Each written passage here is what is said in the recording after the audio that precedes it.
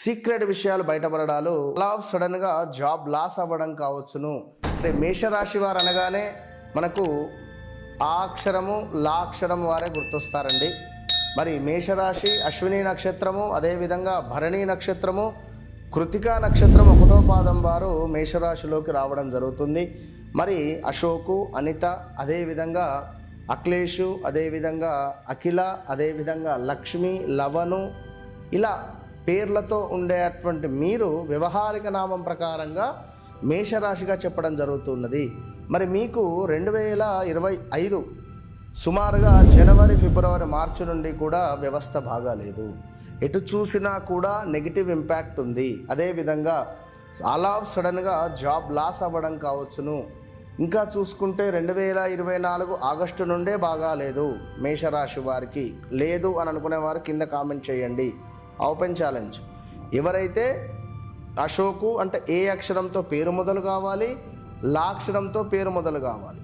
So మీకు health issues కానీ, విపరీతమైన కాళ్ళ నొప్పులు కానీ, నెగిటివ్ ఇంపాక్ట్ కానీ, ఏమైనా యాక్సిడెంట్స్ కావచ్చును. అదేవిధంగా స్థాన చలనము అంటే ఎట్లా స్థాన చలనము అంటే మనము హ్యాపీగా మంచిగా ఉండేటువంటి మనపై బురద జల్లి బట్టగాల్చి మీద వేసి మనల్ని అక్కడ నుండి వెళ్ళగొట్టేటువంటి పరిస్థితులు.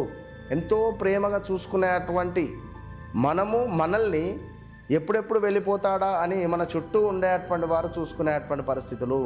సో ఏది ఏమైనా వివాహ ప్రయత్నాలు చేస్తున్నారా, 6వ నెల దాకా ఆగండి.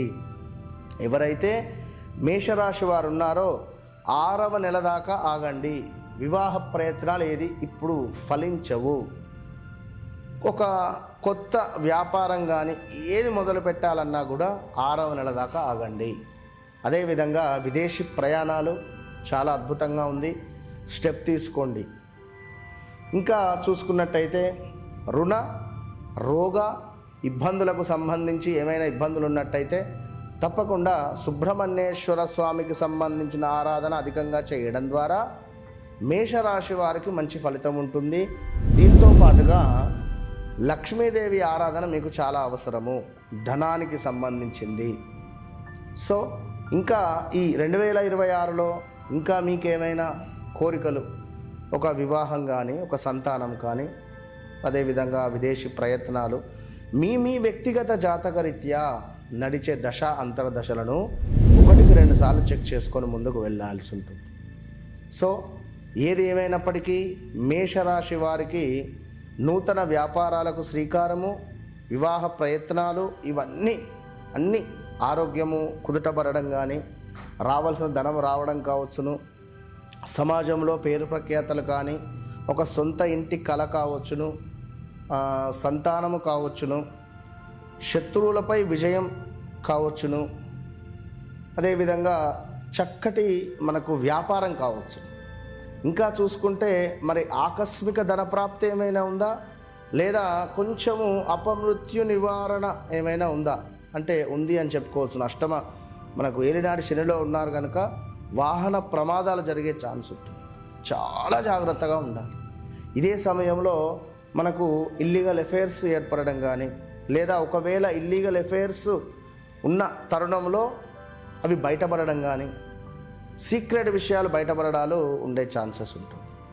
సో మరి రాబోయే 6వ నెల తర్వాత నుండి ఈ మేషరాశి వారికి ఇంకా కొంచెము మంచి ఫలితాలే ఉన్నవి.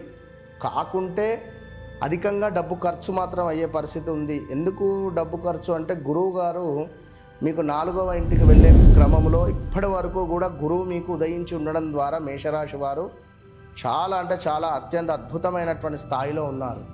ఈ ఏలినాటి శని కూడా మీకు యోగిస్తుంది. 6వ నెల దాకా విపరీతమైన డబ్బు చూపెడుతుంది నరా.